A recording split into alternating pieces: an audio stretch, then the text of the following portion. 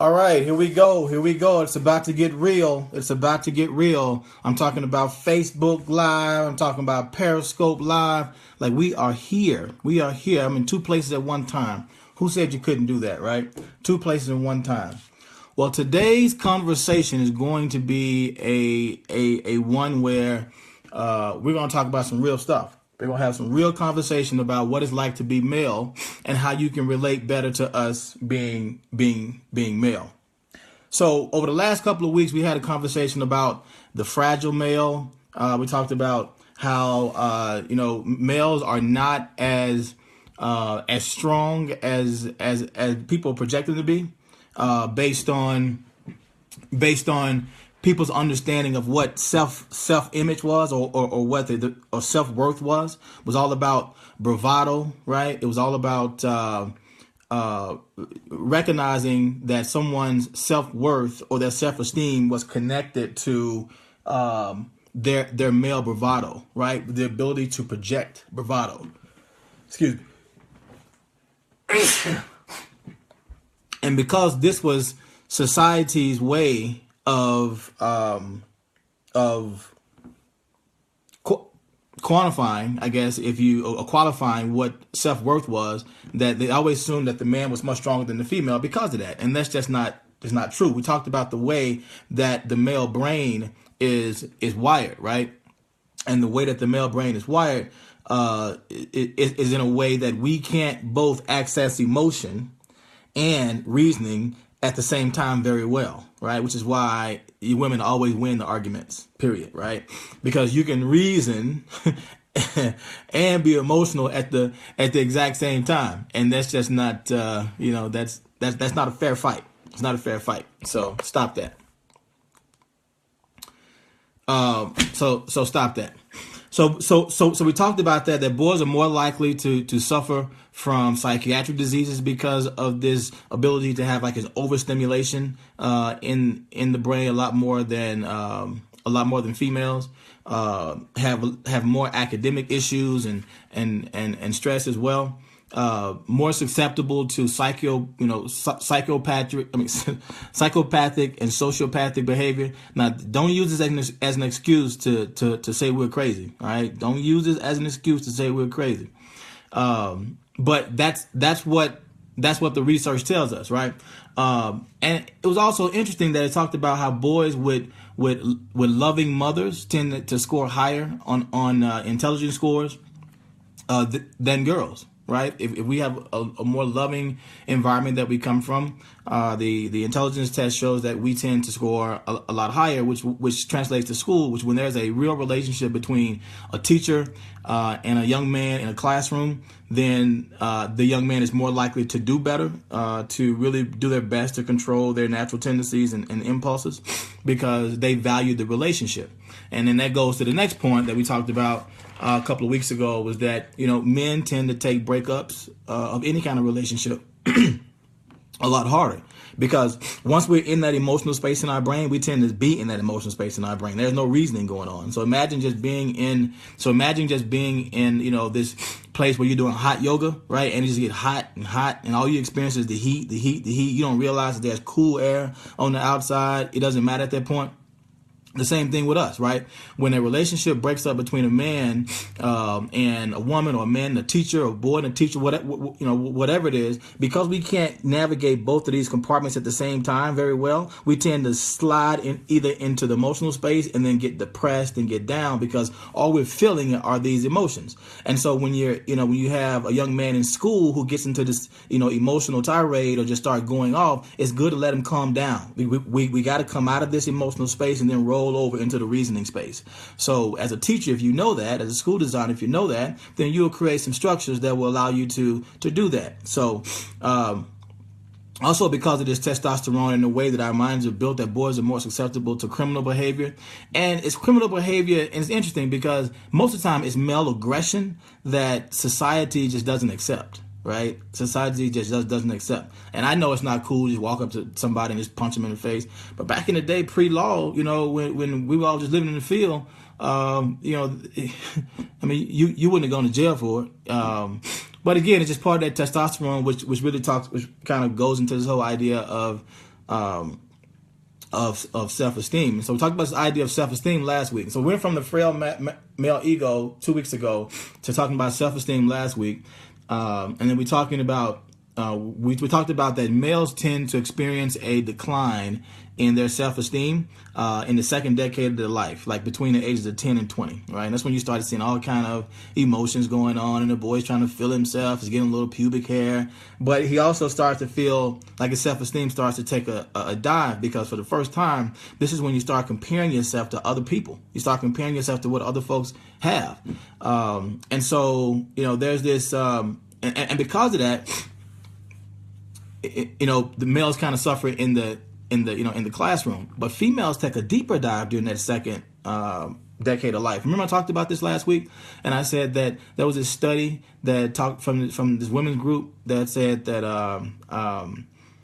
because of male aggression in the classroom, that girls get more depressed or lose self-esteem, and so therefore they came out with the national take your daughters to work day, or take your girls out to work day. And I was like, so you're gonna blame us? You're gonna blame us for this? But that was the view, right? The view was that if boys can just sit down in school, sit down and be quiet, then the girls' self-esteem would improve and increase. I'm like, how dare you put that on us, right? How dare you put that on us?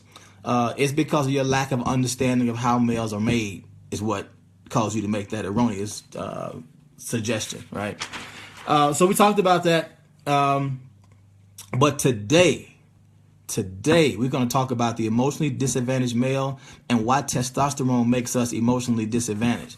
And this conversation is going to get into sex, right? It's going to get into sex. That's why I say you have to be real for today's conversation. I'm trying to put the periscope up. That's why I said you got to be real for today's conversation, because it's going to talk about sex and testosterone, right? So are y'all ready for this? Are you ready to do it? Hold on here. Let me get this. I don't know why I need to. All right. So the reason why we are emotionally disadvantaged, testosterone is the culprit. That hormone that's in us, that's the culprit. Testosterone, when you look at it from prior days, testosterone was meant to be good, to cause aggression. Men need to get this testosterone out. We have about 5 to 7 secretions of testosterone a day. 5 to 7 secretions of testosterone a day. It's testosterone that actually causes sexual urges. Testosterone actually causes the sexual urges. Horniness comes from secretion of testosterone. The research says that women will ovulate about 300 times in their lifetime. About 300 times in their lifetime. And they get a secretion of the female hormone, right? Which causes them to ovulate, but which also causes them to be horny. While you get it 300 times over your lifetime, men get it 7 times a day. 7 times a day.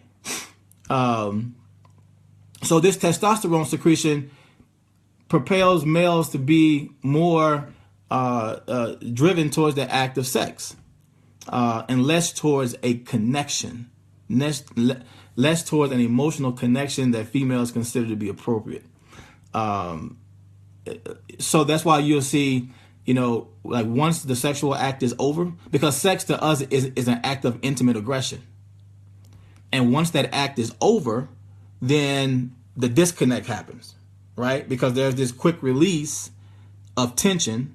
There was this quick release of aggression. And what makes us emotionally disadvantaged is that because the testosterone causes us to seek quick fixes, quick connects, quick releases of stress, and then we're done.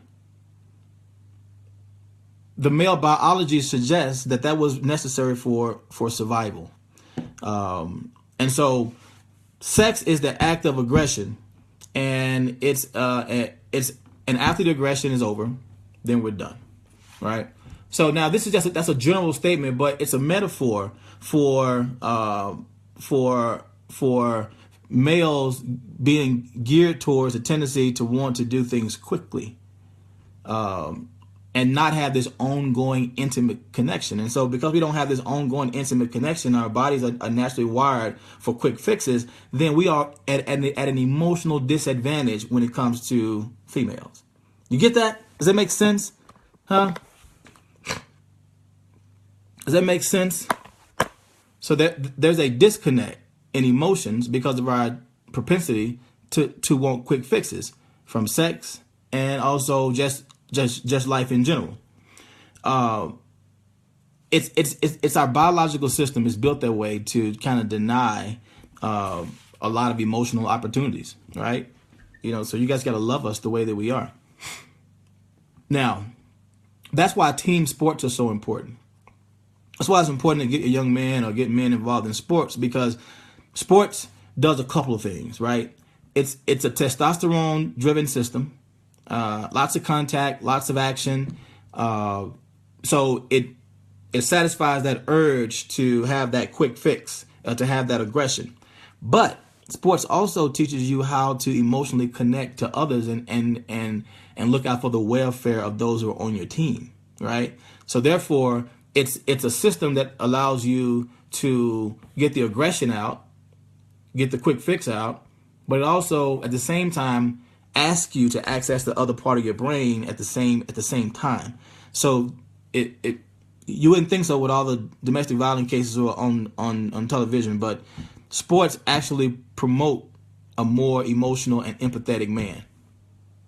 So it's kind of it's kind of odd, but it does. But again, it has this inherent intention to train boys to act emotionally while they're in an aggressive act. In other words, sports is good. Sports is good. All right. So for those of you who are worried about this concussion syndrome, go ahead and put your boys in football. It'll make them a more emotionally available man later in life. So I'm gonna give you an example. Like if a girl and a guy, a boy and a girl hits their knee or leg against the outcropping of a jagged table, the girl starts to cry. And when the girl starts to cry, people come around and ask what's going on. And there's crying and there's consoling and all of those things, which prolongs the emotional process as it relates to getting over hitting your knee. But not boys. When boys do it, the tendency is for them to maybe cry like quick, but they more than likely will kick the table, cuss at the table, or spit at the table, because that's the quick action, that's the aggression, that's the quick release. We don't want people to come around us consoling us, because that will prolong the emotional connection. Our bodies, we're not built that way. We're not built that way to absorb this elongated emotional process. So it's so when you think about your sons and you think about your students and people who are your kids who are in class, think about what testosterone is doing to them, and look at their actions, and look at the quick actions, the punching while they're in line. It's all playful, but it's testosterone. It's causing the young man to be aggressive and to be active, which is why when you go to the park and you see kids playing in the park and you see boys playing in the park, more than likely, if they're not playing some sort of football or basketball or some sort of sport, they're wrestling with each other, right? And they're chasing each other around. Even dogs do it. Even male dogs do it. You go to a dog park and you see dogs running around, and you see two male dogs playing and biting and all this. That's the testosterone. And so, and you're saying to me, what does this matter as a teacher? Well, as a teacher, if you understand the way that young men are wired, then it helps you to create learning experiences that lend themselves to the way that they're wired. And you won't frustrate them, and you're not going to frustrate yourself. You won't frustrate them, and you won't frustrate yourself, and you won't end up sending them to the office or kicking them out of the classroom because of the way they're wired, right? Doesn't mean you have to accept the behavior, but what it does, it forces you to think through whatever a solution could be, rather than sending them out and rather than, contributing to the school to prison pipeline, right? But here's the catch, right? Here's the catch. The catch is most of the teachers are women, and I'm and I'm telling you, this inherent conflict between estrogen and testosterone. Like if it's a conflict in relationships, then it's a conflict in teacher-student relationships as well, right? If it's a conflict in relationships, it's a conflict in teacher-student relationships as well. The testosterone-estrogen battle doesn't end because the nature of the relationship is student-teacher at this point. It doesn't end, all right? So testosterone is the culprit that causes us to be emotionally disadvantaged when it comes to females, because it won't allow us to engage in any elongated emotional space. It won't, right? Because the testosterone, 5 to 7 secretions a day, right, which I said drives men towards sex a lot more than women, right? Because of this testosterone. Like it's this horniness is what is, even, and don't get mad at me because I say horny, even the biological books will say the word horniness. So it's official. Not me. Don't shoot the messenger. All right. Now, here's what's interesting, right? Is that there was this experiment to where women started to take testosterone, right? And guess what happened? They take these testosterone injections, and here's the deal. The results were they moved less. I mean, they moved further away. They moved further away from this emotional connection to a more independent, I don't need your help. Isn't that interesting? That's interesting, isn't it? That when women, right, take these testosterone injections, right, they move away from the emotional connections to more of I don't need your help and more independence. Which goes back to the behavior of males, right? The behavior of males. The testosterone causes the aggression. I'm going to keep recapping this because you got to get it.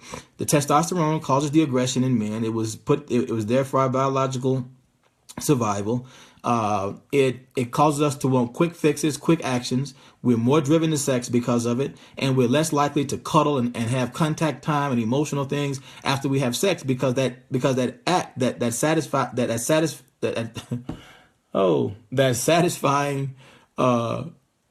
gratifying act has occurred, right? And it's not that we don't care about women. It's not that men once, we don't care. It's just that's the way that we show our intimacy, right? That's our aggressive intimacy. While ladies want to kind of talk and have conversations and hug and, cook pancakes and all that's good, right? And if a man doesn't respond to it in the way you think they should, like come back to this video and you'll see the biological proof behind it. So the disadvantage is this, right? The disadvantage is that this testosterone causes us to have a propensity towards quickness, quick fixes. It doesn't allow for the emotional connections that women prefer. It doesn't. Testosterone does not allow for that emotional connection because the tendency or the drive to the testosterone is to disconnect. It's to get it done and be done with it, right? So when you're in the mindset of getting it done and being done with it, then that's not saying that I'm immersed in some sort of emotional space with you.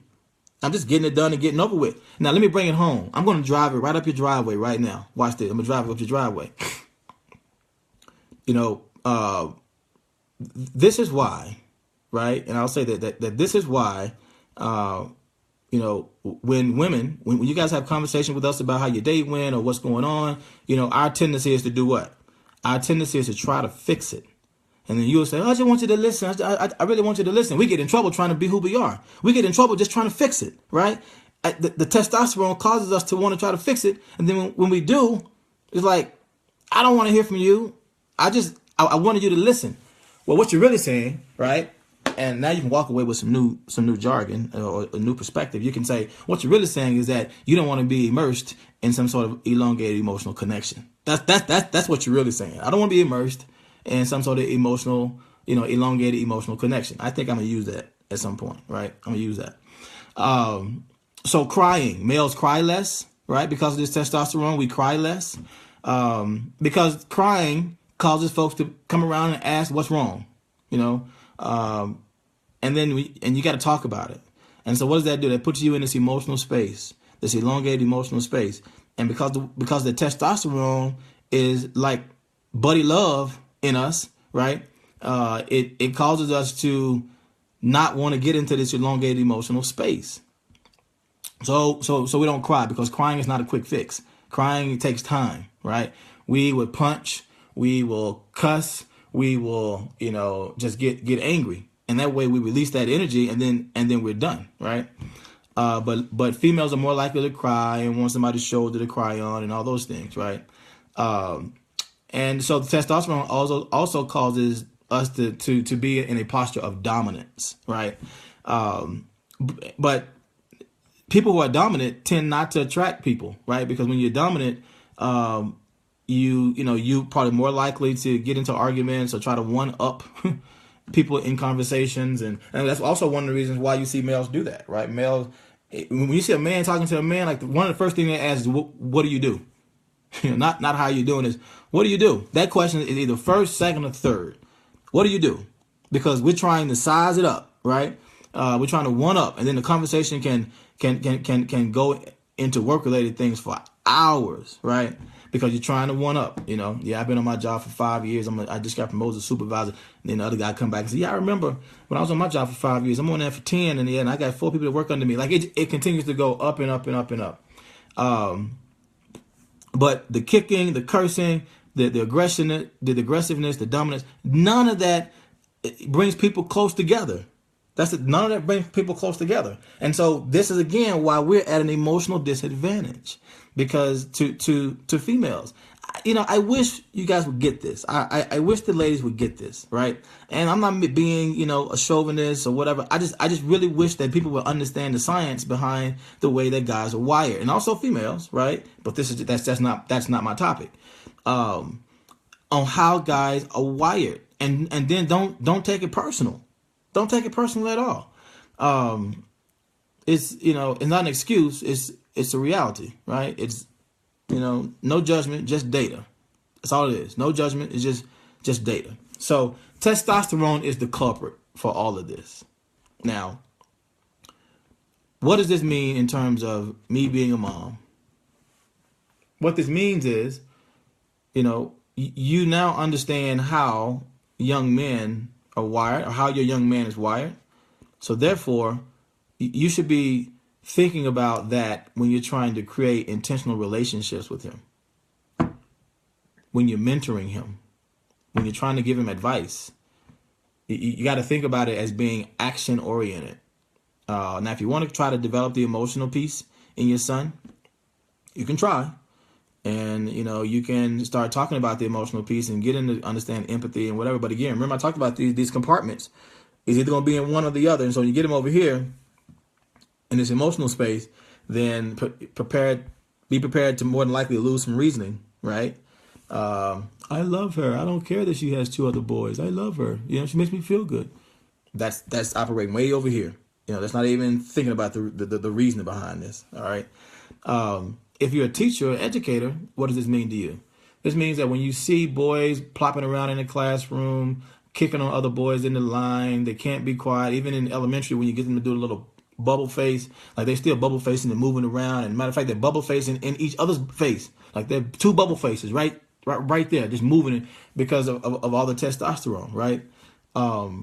When you see them, be more aggressive in class, there's something simple as passing papers. Like you pass the paper and say, take one and pass it down the row, right? You give it to the female, she'll take hers off the top and she'll pass to the next person. You give it to the guy, he may sling the papers, or he may, just get aggressive with it. And it's like the testosterone. So like Tourette's, it's like, you got to get it out, right?